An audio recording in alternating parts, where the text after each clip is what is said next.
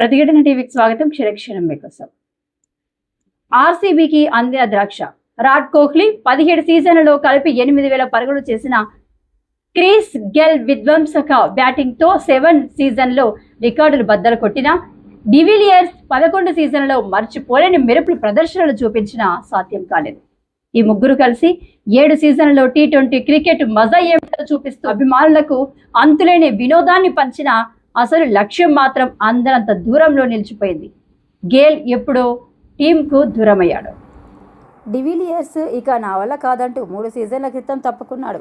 వీరిద్దరితో కలిసి ఐపీఎల్లో ఓవరాల్గా టాప్ 2 భాగస్వామ్యాలు నెలకొల్పిన కోహ్లీ ఆ తర్వాత డూప్లెసిస్తో కలిసి మరో 3 సీజన్లు బ్యాటింగ్ భారం మోశాడు. కానీ ఎన్ని గొప్ప ఇన్నింగ్స్లు వచ్చినా ఐపీఎల్ ట్రోఫీ మాత్రం దక్కలేదు.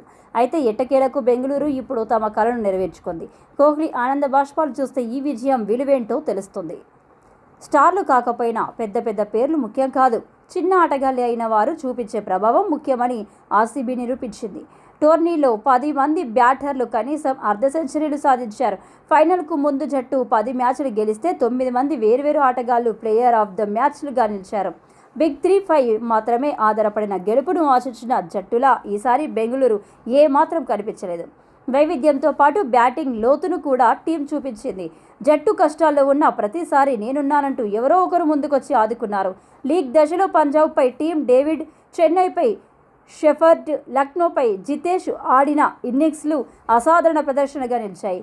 ఐపీఎల్లో చరిత్రలో ప్రత్యర్థి వేదికపై ఆడిన 7 మ్యాచ్లు గెలిచిన తొలి జట్టుగా ఆర్సీబీ నిలిచింది.